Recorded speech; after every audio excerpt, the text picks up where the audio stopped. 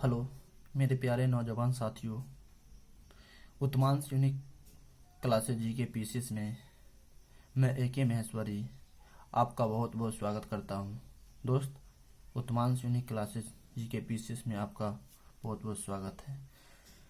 दोस्त, मैं आज आपके लिए प्रथम विश्व युद्ध के कारण लेकर आया हूं, जो बिस्मार्क ने प्रथम विश्व युद्ध के कारण का जरिया बना। तो दोस्त, बिस्मार्क की गाथा को हम देखते हैं।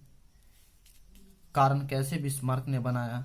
तो बिस्मार्क ने जर्मनी का एकीकरण किया और इस एकीकरण में 9 पॉइंट का नारा दिया गया था, जिसके कारण पूरे यूरोप बम बारूद के ढेर पर बिठ गया।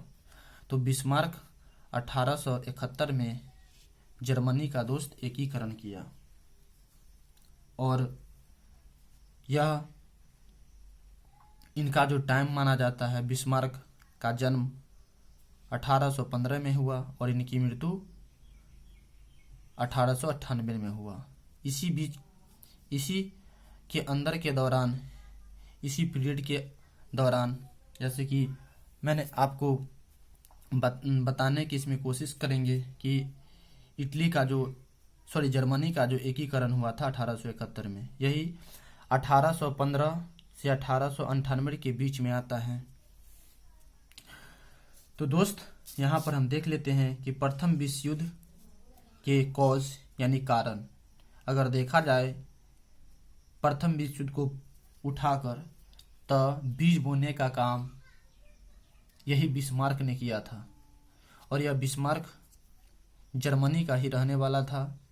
यह पॉलिटिकल में अपनी ग्रेजुएशन किया था, नागरिक सेवा भी किए थे और प्लस में यह एक चांसलर और सैनिक अधिकारी भी बने। तो दोस्त, हम देख लेते हैं इनके कौन कौन कारण थे। 9 तो निम्नलिखित कारण थे। तो पहला कारण दोस्त हम यहाँ पर देखते हैं, इत्मीनान से मेरे भाई देखते जाइएगा कि क्या क्या यहाँ पर बिस्मार्क का ही दोस्त यह प्रक्रिया है। बिस्मार्क ने ही इसको यह दिया था। तो इसमें बताया जाता है कि यूरोपीय शक्तियों का संतुलन बिगड़ जाना। दूसरा में मेरे दोस्त गुप्त संधियों एवं गुटों का निर्माण।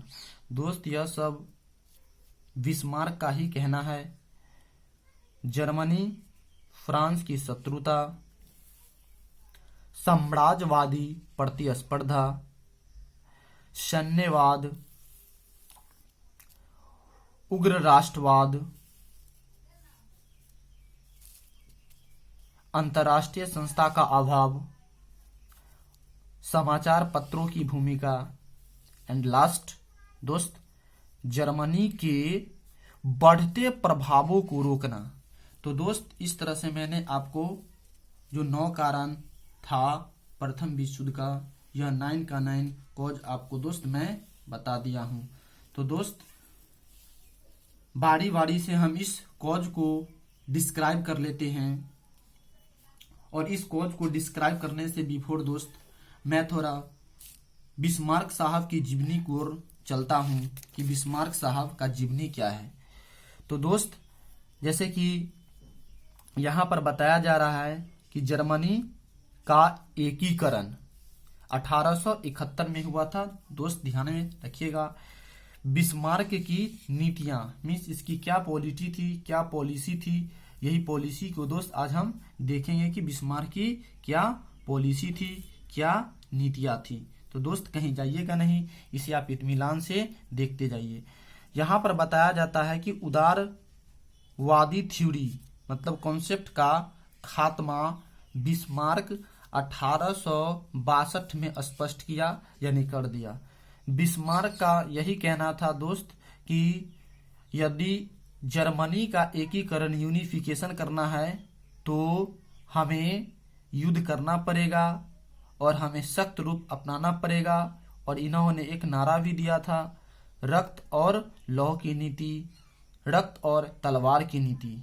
मीन्स इसका सीधा साधा हुआ कि युद्ध करेगा तब जाके अपनी शक्ति को बरकरार रखेगा।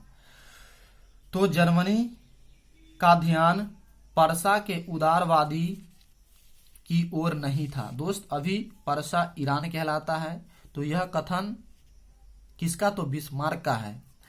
वरन उसकी शक्ति पर लगा हुआ था। बोला जाए दोस्त, यहाँ जो पर्सा ईरान है, पर्सा जो एक उदारवाद देश था, भावना अच्छा था जर्मनी का इस पे, इसके उदारवादी नीति नहीं बल्कि इसको हथियाने पर लगा हुआ था। अंतोगत्वा इसे हथिया भी लिया था ऑस्ट्रिया को हटाकर। जर्मनी की समस्या का समाधान बौद्धिक भाषणों से नहीं, दोस्त ध्यान दीजिएगा, बौद्धिक भाषणों से नहीं, आदर्शवाद से नहीं, बहुमत के निर्णय से नहीं। मीन्स वहां पर दोस्त बिस्मार्क कह रहे हैं कि जो जर्मनी अगर एकीकृत होगा, संगठन बनेगा, मजबूत अगर करना है, तो उसमें बौद्धिक भाषण नहीं चाहिए, युद्ध चाहिए। उसमें आदर्शवाद नहीं चाहिए, युद्ध चाहिए। उसमें बहुमत मतलब वोटिंग नहीं चाहिए, युद्ध चाहिए। मतलब कि उसे युद्ध की ही नीति सूझ रही थी, जो मैंने आपको 9 पॉइंट पिछले पृष्ठ में स्टडी करके बताया। वरन पर्सा के नेतृत्व में, मतलब कि पर्सा के लिए रक्त और तलवार की नीति से ही होगा। मतलब कि खून बहाना ही एकीकरण का प्रमुख यंत्र माना जाएगा। यह बिस्मार्क का दोस्त कथन है। यही बिस्मार्क आगे चलकर एक बहुत बड़ा विश्व युद्ध के बड़ा कारण उभर कर आता है। इसका अर्थ था कि पर्सा के, दोस्त ध्यान से देखिएगा, पर्सा के भविष्य का निर्माण सेना करेगी, न कि संसद, मतलब सरकार। सेना को बिस्मार्क बोलते थे कि जो भी करेगी सेना करेगी। जैसे कि अभी दोस्त चाइना में, फिर उत्तर कोरिया अगर देख लेते हैं तो ऐसी हालात से गुजर रही है। रक्त लौह की नीति अपनाई, जिसका अभिप्राय अर्थ था युद्ध। दोस्त आपको समझ में आया होगा। बिस्मार्क का एक फिक्स्ड थॉट था, निश्चित विचार था कि जर्मनी का दोस्त एकीकरण यानी यूनिफिकेशन कभी फ्रांस, रसिया, इंग्लैंड, ऑस्ट्रिया को स्वीकार नहीं होगा। मीन्स यह भी डरता था बिस्मार्क की जो हम यूनिफिकेशन करेंगे उसमें फ्रांस, रूस, इंग्लैंड और ऑस्ट्रिया मेरे इस यूनिफिकेशन, जर्मनी के यूनिफिकेशन से संतुष्ट नहीं होगा। इसको यह भी डर सता रहा था क्योंकि संयुक्त जर्मनी यूरोप को शक्ति संतुलन हेतु सबसे बड़ा खतरा होगा। मतलब कि उस समय जो जर्मनी का एकीकरण हो जाता और हो भी गया, तो यह सोच रहा था बिस्मार्क की जर्मनी पूरे यूरोप में अपना धाक जमा लेगा।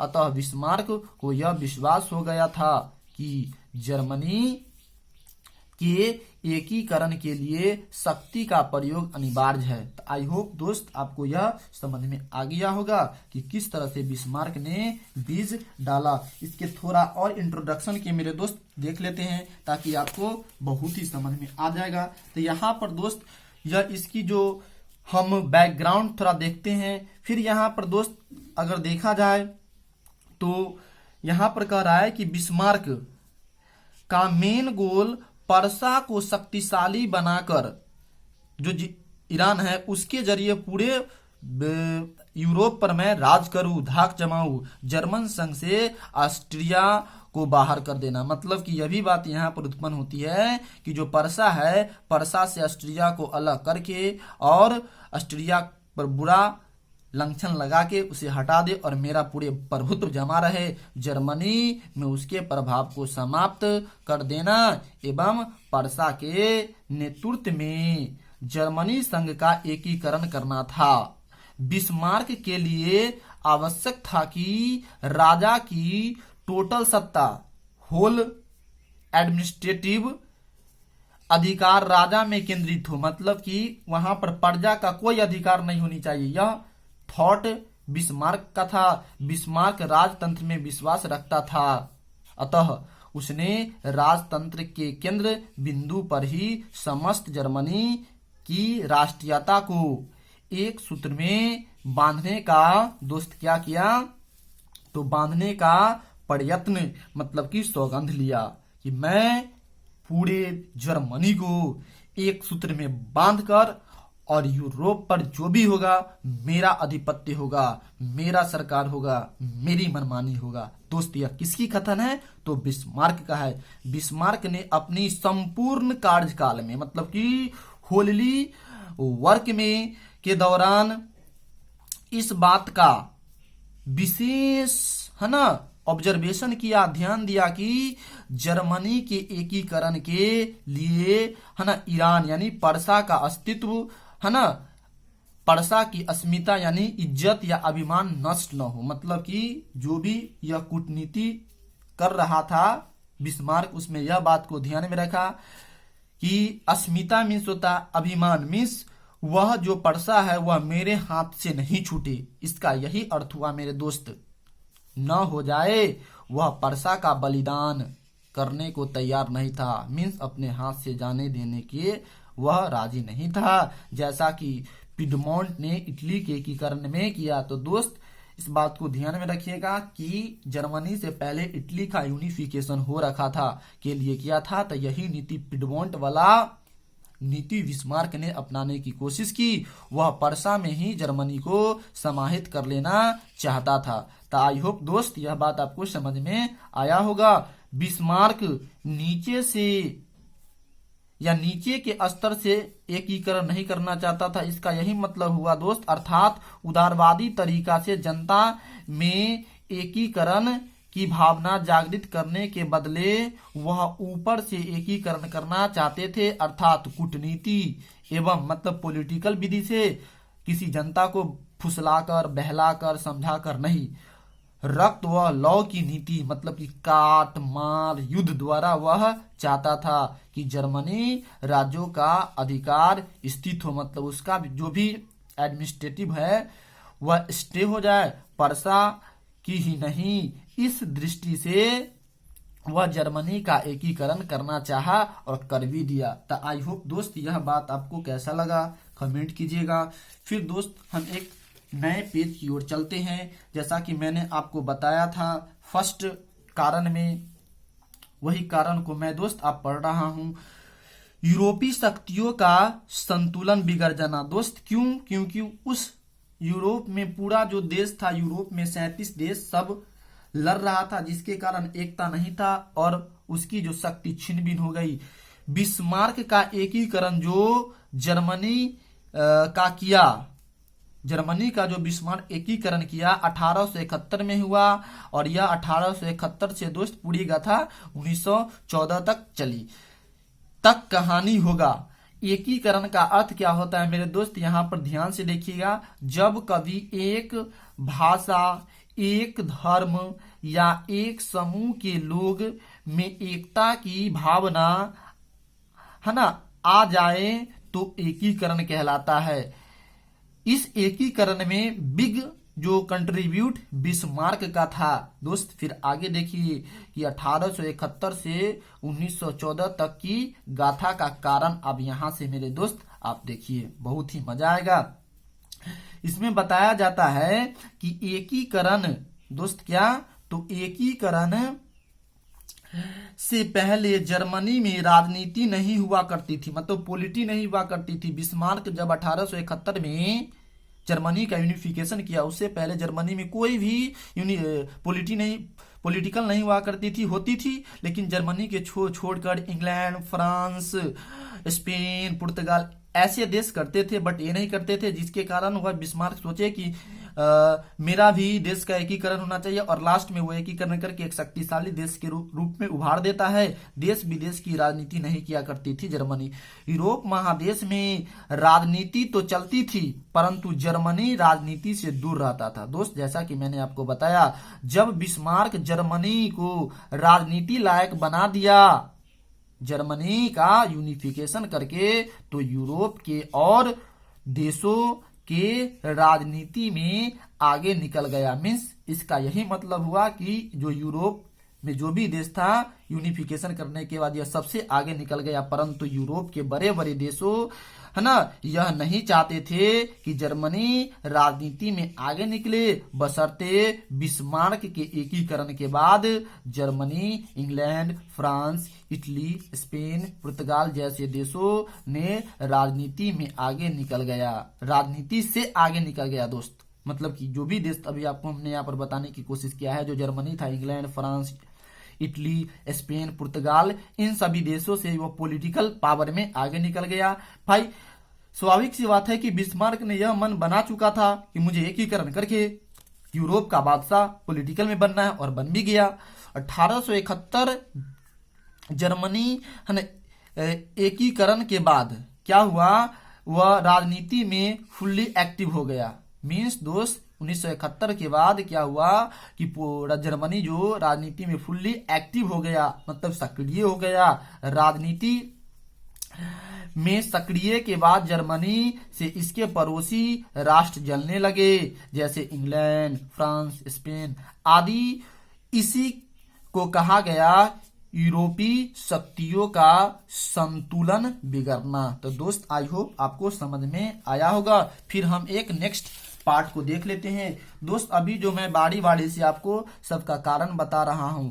अब यहाँ देखिए दोस्त कि गुप्त संधियों एवं गुटों का निर्माण, यह बिस्मार्क का नीति था कि किसी को बिना बताए हुए उसे संधि कर लेना और गुट कर लेना। जर्मनी का परम शत्रु फ्रांस था। बिस्मार्क, ध्यान दीजिए मेरे दोस्त, बिस्मार्क गुप्त संधियां, है ना, गुप्त संधियां करना चाहता था कि फ्रांस को दबा दिया जाए, फ्रांस को मित्र विहीन बना दिया जाए, ऐसा गोल था बिस्मार्क का। जर्मनी का ये फ्रांस भी कम नहीं था मेरे दोस्त, वह भी जर्मनी को दबाने में लगा रहता था। मीन्स एक दूसरा को दबाने में लगा रहता था, जर्मनी फ्रांस को, फ्रांस जर्मनी को, क्योंकि फ्रांस को सभी देशों से, है ना, सपोर्टिंग था।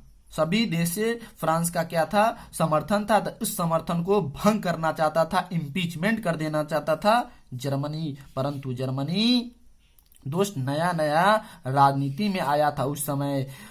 इस वजह से बिस्मार्क गुप्त संधि बनाया और बनाना स्टार्ट कर दिया। मीन्स नया कोई भी अगर स्टेप रहता है तो उसको बनने में बहुत टाइम लगता है, तो वह चुप्पे चुप्पे सब काम कर रहा था। लेकिन यह बात फ्रांस को पता था, वह क्या करे जिससे फ्रांस की राजनीति फीकी पड़ जाए। यह किसका गाथा है, तो बिस्मार्क का। अब यहाँ पर जर्मनी ने निम्न देशों से गुप्त संधि की। थोड़ा दोस्त यहाँ देखिएगा, तो ऑस्ट्रिया हंगरी से 1879 में, जिसे द्वैत संधि भी कहते हैं दोस्त, यह बिस्मार्क की भाषा है। रूस के साथ 1881 में, और दूसरा संधि 1887 में। इसका यही मकसद था कि फ्रांस को हम डबाडोल कर दे, उसे शक्ति की पावर को खत्म कर दे। इंग्लैंड से मित्रता रखी ऑस्ट्रिया ने, है ना, मतलब इंग्लैंड से ऑस्ट्रिया ने जब तक मित्रता बनाए रखी। इटली, है ना, 1882 में यह कर लिया था। इस तरह से इन देशों के साथ गुप्त संधियां हुई, परंतु फ्रांस के साथ नहीं, जर्मनी किया था। दोस्त यहाँ पर मैंने आपको जो बताने की कोशिश की है कि गुट क्या होती है, तो ध्यान में रखिएगा। गुट को हम त्रिगुट कहते हैं। इसमें 3 देश भाग लिया था, जिसे इंग्लिश में ट्रिपल अलायंस कहते हैं। इसमें जर्मनी, ऑस्ट्रिया हंगरी, रूस दोस्त भाग लिया था, लेकिन यह बाद में निकल गया। इसके स्थान पर फिर इटली आया। गुप्त गुटों का निर्माण या त्रिगुट या 3 देशों का समूह ही दोस्त त्रिगुट कहलाता है, या गुटों का निर्माण। इस तरह से दोस्त आपको यहाँ पर यह पार्ट समझ में आ गया होगा। फिर दोस्त हम नेक्स्ट पार्ट की ओर चलते हैं। इसमें क्या बताई गई है कि जर्मनी फ्रांस की शत्रुता। दोस्त जर्मनी और फ्रांस में कैसे शत्रुता हो गई, तो अल्सेस लॉरेन जगह पर जर्मनी ने, दोस्त ध्यान दीजिए, जर्मनी ने अपना, है ना, कब्जा जमा लिया, जो कि फ्रांस का था। मीन्स फ्रांस का जो यहाँ पर अल्सेस लॉरेंस जगह है, उस पे जर्मनी ने अधिकार कर लिया, जिसके कारण दोनों में शत्रुता बढ़ गई। इसी जगह को लेकर दोनों देशों में शत्रुता की द्वंद्वता स्टार्ट हो गई। सबसे ज्यादा शत्रुता फ्रांस प्लस इटली में ही था दोस्त उस समय में। फिर यहाँ पर दोस्त अगर देखा जाए तो साम्राज्यवादी प्रतिस्पर्धा मीन्स राज को कैसे विस्तार किया जाए, इसमें यही गाथा को बताई जाती है। दोस्त इसे थोड़ा आप ध्यान से देखिए। तो यह वह समय है जिस समय यूरोप के सभी देशों में औद्योगिक क्रांति चल रही थी। औद्योगिक क्रांति है ना, का अर्थ मेरे दोस्त एक ऐसा समय जिसमें हर एक देश अपने उद्योग यानी कारोबार को दूसरी देशों तक फैलाए या फैला रहे थे। उद्योग चलाने के एक कच्चा माल चाहिए। इसी कच्चा माल की खोज में फ्रांस, स्पेन, पुर्तगाल, इंग्लैंड बाहर की देशों में निकल पड़े और कच्चा माल को फिनिश प्रोडक्ट मतलब कि परिपूर्ण रूप से तैयार सामान को बनाकर फिर बाजार दोस्त ढूंढने निकल गए कि इसे कहां बेचा जाए। तो यहाँ पर फिर बताया जाता है कि पुर्तगाल, स्पेन, फ्रांस, इंग्लैंड तथा रूस ने सब अफ्रीका एवं एशिया महादेश में औद्योगिक विस्तार के लिए आया और उसे मिल भी गया। मीन्स यह खासकर यूरोप, अफ्रीका और एशिया महादेश की ओर रुख करके व्यापार करने जो फिनिशिंग प्रोडक्ट बनाया था और अपना साम्राज्यवादी प्रतिस्पर्धा स्थापित कर लिया, परंतु जर्मनी को अभी तक है ना नहीं मिला बाजार। तो आई होप दोस्त यह वीडियो आपको अच्छा लग रहा होगा। फिर दोस्त यहाँ पर हम देख लेते हैं कि जो बताई गई है औद्योगिक क्रांति इंडस्ट्रियल रिवॉल्यूशन। दोस्त हम देख लेते हैं कि जैसे कि कच्चा माल के लिए यहाँ पर आपको एक दिखा देते हैं कि इंग्लैंड, पुर्तगाल, स्पेन, फ्रांस, रूस है ना चल गए ढूंढने बाजार को। बाजार मिल भी गया और कहाँ दोस्त, तो वो अफ्रीका महाद्वीप में और एशिया महाद्वीप में है ना। यह जो उत्पादित वस्तु था वह बेचने के लिए। आगे मेरे दोस्त यहाँ पर आप देखिए थोड़ा फिर क्या बताया जा रहा है। इसमें जो बताई जा रही है कि बट जर्मनी और इटली को बाजार नहीं मिला, तो जर्मनी इटली ने बोला कि बाजार बना देंगे, मतलब बाजार छीन लिया जाएगा। लेकिन दोस्त ध्यान दीजिएगा, उससे है ना अफ्रीका के 2 देशों मिल गया जिसका तबीयत समाप्त यानी उसका शासन व्यवस्था अंतिम चरण में थी। तो है ना उन्होंने तुर्की, ईरान को अपना बाजार बना लिया। इटली व जर्मनी की नीति थी नई, बाजार को छीनने की नीति। नहीं मिलेगा तो हम छीन लेंगे, तो छीन लेंगे। फ्रांस, इंग्लैंड, रूस ने से छीन लेंगे, अर्थात जर्मनी के पास शक्ति बहुत था। दोस्त इसकी दूसरा पार्ट मैं लेकर आऊंगा कारण का। तब तक के लिए दोस्त धन्यवाद।